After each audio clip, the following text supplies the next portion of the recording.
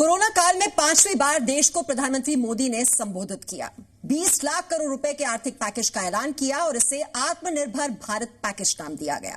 यह भी कहा कि इस पैकेज से इकोनॉमी की गाड़ी पटरी पर दौड़ने लगेगी। वित्त मंत्री निर्मला सीतारमण ने 20 लाख करोड़ का राहत पैकेज कहां खर्च होगा उस बारे में भी आज जानकारी दे दी। प्रधानमंत्री मोदी ने अपने संबोधन में आत्मनिर्भर भारत पर जोर दिया। भारत आत्मनिर्भर कैसे बनेगा, क्या रणनीति होगी, क्या स्ट्रैटेजी होगी, इसी पर बात करने के लिए इस वक्त हमारे साथ मौजूद हैं श्री रविशंकर जी। बहुत बहुत स्वागत है श्री रविशंकर जी। प्रधानमंत्री मोदी ने आत्मनिर्भरता का जो मंत्र दिया, ये आत्मनिर्भर भारत का सीधा सीधा मतलब ये होता है कि विदेशी छोड़ो, स्वदेशी अपनाओ। लेकिन ये संभव कैसे हो पाएगा? संभव है, क्यों नहीं संभव है। हम कई चीजें भारत नो बन सकता है, वो सब हम बाहर से मैन्युफैक्चर करा रहे थे। अभी तक क्यों सस्ता पड़ता था, चीन में मैन्युफैक्चर होती थी तो सस्ता पड़ता था। जैसे घर की टाइल्स है, सिंक है, वॉश बेसिन है, अब वो भारत में होने लग गया। मॉरवी में वो सब भारत में ही करने लग गए। तो इस तरह से प्लास्टिक की चीज है या और भी कई चीज है, यहाँ तक मूर्तियां तक भारत में गणेश जी की मूर्ति और अन्य मूर्तियां तक बाहर से आने लगी थी। क्यों? वहां सस्ता लगता था। अब हमें ये सब यहीं पर करना आवश्यक है। और आत्म स्वावलंबी भारत का सपना तो हमारा बहुत पुराना है, इसको साकार करना चाहिए और स्वदेशी सबको उपयोग करने में लग जाना चाहिए। स्वदेशी माल का उपयोग करें। हम क्या करते हैं, अपने देश के आलू, अपने देश के तेल, मगर उसके ऊपर ब्रांड लगता है कोई विदेशी कंपनी की। तो इस तरह की ये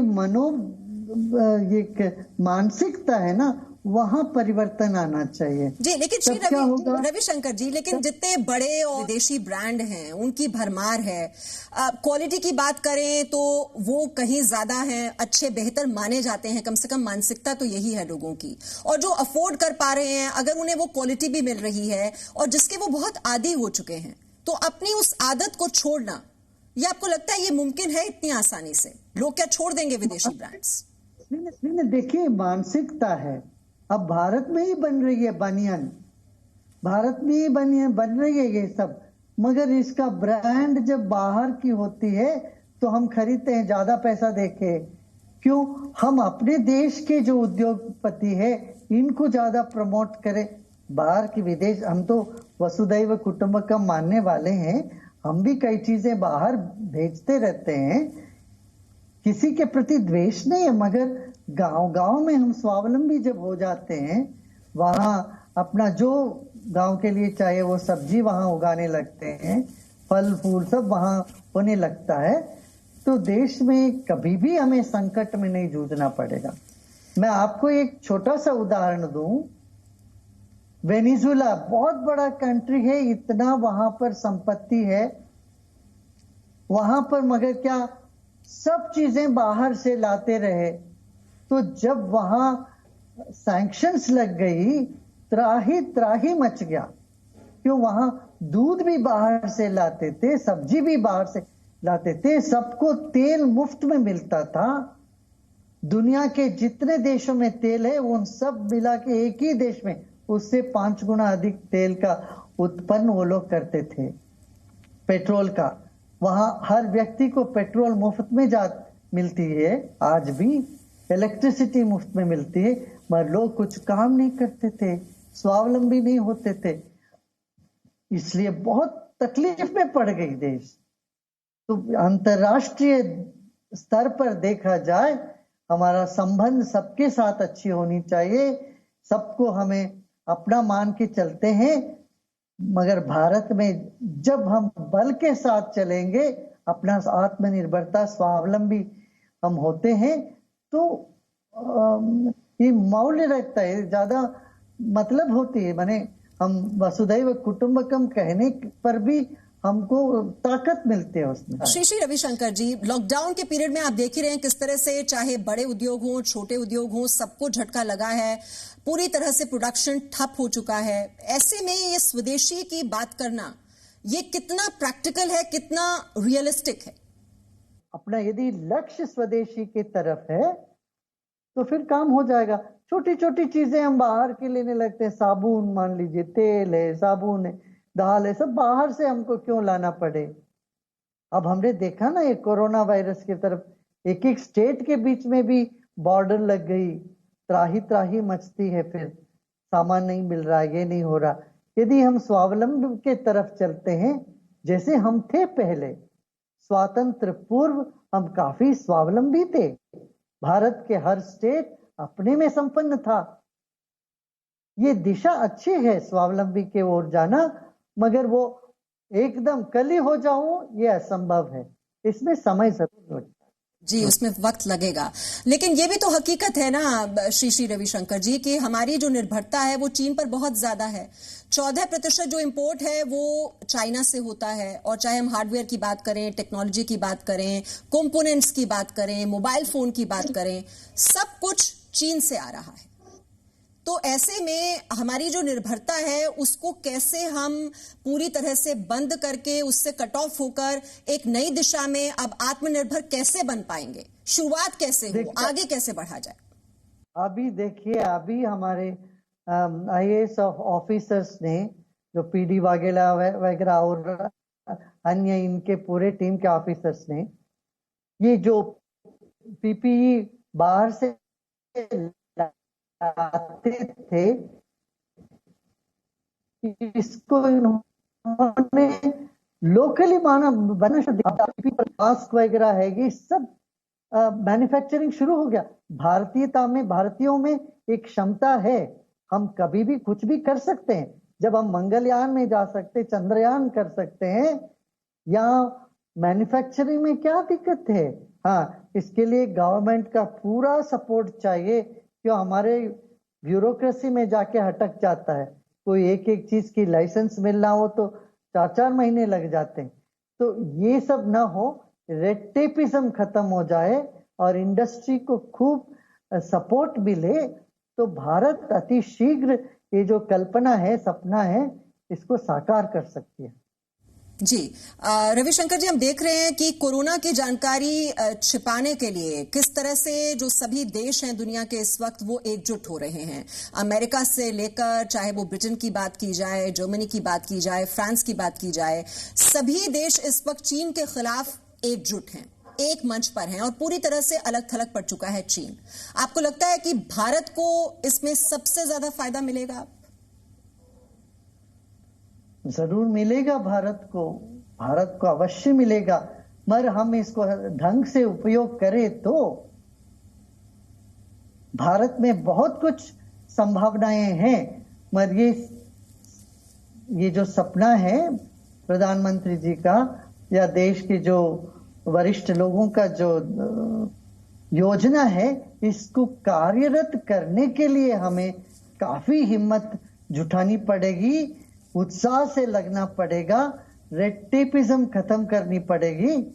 ये बहुत आवश्यक है। जी, और दुनिया के कई बड़े ब्रांड्स हम देख रहे हैं जो कि चीन को छोड़ने के लिए तैयार हैं, वो अपना बेस बदलने के लिए तैयार हैं। तो भारत के लिए आप कितनी संभावनाएं यहां पर बढ़ती हुई देख रहे हैं? क्योंकि अगर जमीन की बात की जाए, मैन पावर की बात की जाए, तो हमारे लिए जो सर्कमस्टांसेस हैं, सिचुएशन है, वो बहुत ही फेवरेबल है, लेकिन हमें उसे सही तरह से मटेरियलाइज करना पड़ेगा। जो बात आप कह रहे हैं कि रेड टेपिज्म है वो खत्म करनी पड़ेगी, जो भ्रष्टाचार है वो खत्म किया जाए, तो ये तो हमारे लिए बहुत ही फायदेमंद साबित हो सकता है। सही बात, सही है, सही। तो कैसे किया जाए रविशंकर जी कि इस मौके का जो इस्तेमाल है वो कैसे किया जाए? नहीं, इसमें तो यही लोगों का कैरेक्टर बिल्डिंग, इस पर भी हमें, चरित्र निर्माण के ऊपर भी हमें ध्यान देना पड़ेगा। और कुशलता, हमारे स्किल्स तो है ना बहुत कम है। अन्य देशों को, साउथ कोरिया और चीन का कंपेयर करेंगे, हमारे यहाँ स्किल्ड लेबर बहुत ही कम है, 3% 4% है। इसमें ज्यादा जोर दे करके स्किल डेवलपमेंट्स करने की आवश्यकता है। देखिए, हर काम सरकार ही नहीं कर पाएगी, इसमें आम जनता साथ में जुड़ना पड़ेगा। एनजीओ जितने होते, गैर सरकारी संस्थाएं, इनको लोगों में उत्साह भरने के लिए आगे बढ़ना पड़ेगा। जी, और आज घोषणा की गई है, ये जो हम स्वदेशी को प्रमोट करने की बात कर रहे हैं श्री रविशंकर जी, बहुत ही महत्वपूर्ण घोषणा ये की गई है कि 200 करोड़ के जो सरकारी टेंडर हैं वो अब विदेशी कंपनियों को नहीं दिए जाएंगे। ये आप कितना बड़ा कदम मानते हैं? हाँ, ये बात है। तो इस तरह से कई जो बातें हैं जहां लूप होल्स है, जिसमें हमारी योजना फेल हो सकती है, वो सब लूप होल्स को बंद करनी पड़ेगी। ये बहुत आवश्यक है।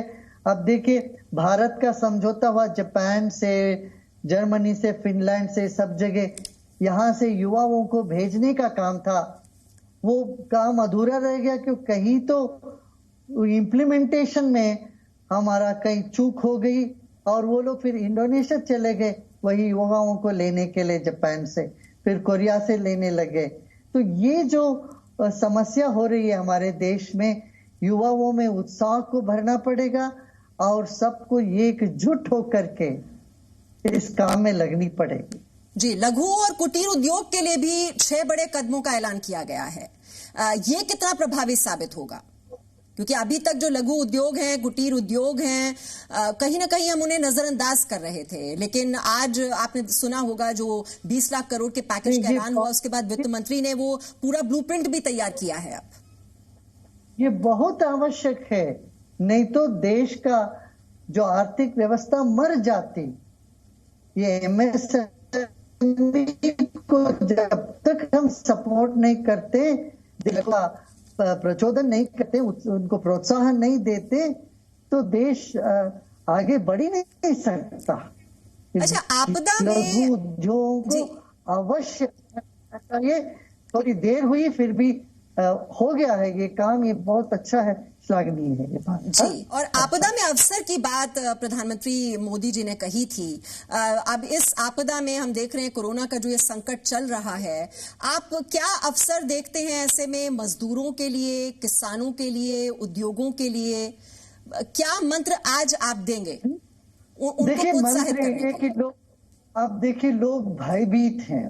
लोग शहर से चले गए गांव, फिर गांव से फिर वापस, ये रिवर्स माइग्रेशन हो गया। गांव से लोग अभी शहर में आने के लिए 10 बार सोचेंगे, वो बोलेंगे यहाँ जो मिलता है इसी से हम खुश यहीं रहेंगे। ऐसी मानसिकता अभी बनी हुई है। इसको बदलने में थोड़ा वक्त लगेगा, समय लगेगा, और इसको बदलना पड़ेगा। इस दिशा में काम करनी पड़ेगी सबको। इसमें धर्म गुरु जितने हैं देश के, जाने माने लोग हैं, ज्ञानी हैं, विद्वान हैं, वही जैसे मैंने कहा गैर सरकारी संस्थाएं हैं, इन सबको इनसे बात करके, इनको प्रोत्साहन दे करके, भरोसा देके इनको वापस लाने के लिए चेष्टा करनी पड़ेगी। अच्छा, श्री रविशंकर जी, 21वीं सदी में क्या भारत विश्व गुरु बनने की राह पर निकल पड़ा है? बार बार आपदा में हम देखते हैं कि विश्व गुरु की भूमिका में भारत नजर आता है। ये भूमिका आप देख रहे हैं एक बार फिर से बनती हुई? भारत समय समय पर विश्व गुरु बना ही रहा है और जरूर अवश्य बनेगा। टेक्नोलॉजी में भारत, आईटी में तो भारत विश्व गुरु बना है। आध्यात्मिक से तो कोई और चाहे नहीं, भारत ही बना रहा बहुत सालों से, बहुत वर्षों से। तो आईटी इंडस्ट्री में भारत विश्व गुरु, जहां संस्कृति का वो नाम आता है वहां भारत विश्व गुरु, जहां वस्त्रों का, भूषण का, भोजन का, इन सब क्षेत्रों में देखोगे तो भारत काफी आगे है। आज भी भारतीय डॉक्टर्स को बहुत सम्मान मिलता है, किसी भी देश में जाएंगे तो। क्यों? भारतीय डॉक्टर्स, ये वैद्य जो यहाँ के हैं, इनको बहुत सम्मान मिलता है। जी, श्री रविशंकर, आखिर में भारत की पहचान है अध्यात्म के लिए, स्पिरिचुअलिटी के लिए, मेडिटेशन के लिए, योग के लिए। हम पूरी दुनिया को राह दिखा रहे हैं और आप तो ब्रांड एम्बेसडर हैं। भारत का प्रतिनिधित्व करते हैं जब भी आप दुनिया में जाते हैं। और जो संकट के दौर से इस वक्त पूरा देश गुजर रहा है, कोरोना का ये संकट जिसको पूरी दुनिया इस वक्त झेल रही है, तो मैं चाहती हूं कि आखिर में जो टिप्स आप देना चाहें हमारे दर्शकों को कि कोरोना से कैसे निपटा जाए। नहीं, इसमें पहले तो अनुशासित रहना पड़ेगा, हमको अनुशासन के अंदर रहें। और मैं ये कहूंगा रोज योग करें, प्राणायाम करें, ध्यान करें जरूर। ध्यान करने से मन शांत होता है, प्रसन्न होता है और शरीर में जो रोग निरोधक शक्ति है वो बढ़ जाती है। और आयुर्वेद का अवश्य उपयोग करें। आयुर्वेद में मुझे लगता है अवश्य इसके लिए कुछ निकलेगा। और हमारे देश के वैज्ञानिकों को भी मैं इस चैनल के द्वारा कहूंगा, आयुर्वेद को नजरअंदाज मत किया करें। आयुर्वेद की चीजों को एक्सपेरिमेंट करने के लिए, केस स्टडी करने के लिए जरूर आप लोग आगे बढ़िएगा। जी, संकट के इस दौर में जरूर जीवन को जो जीने का तरीका है और उसको देखने का नजरिया है वो बहुत कुछ बदल गया है। और बहुत बहुत जन्म दिवस की आपको शुभकामनाएं श्री रविशंकर जी, और हमसे बातचीत करने के लिए आपका बहुत बहुत शुक्रिया। No signal, no worry. Presenting Z News app with live TV, latest updates and expert opinion. Available on Google Play and App Store. Download it now.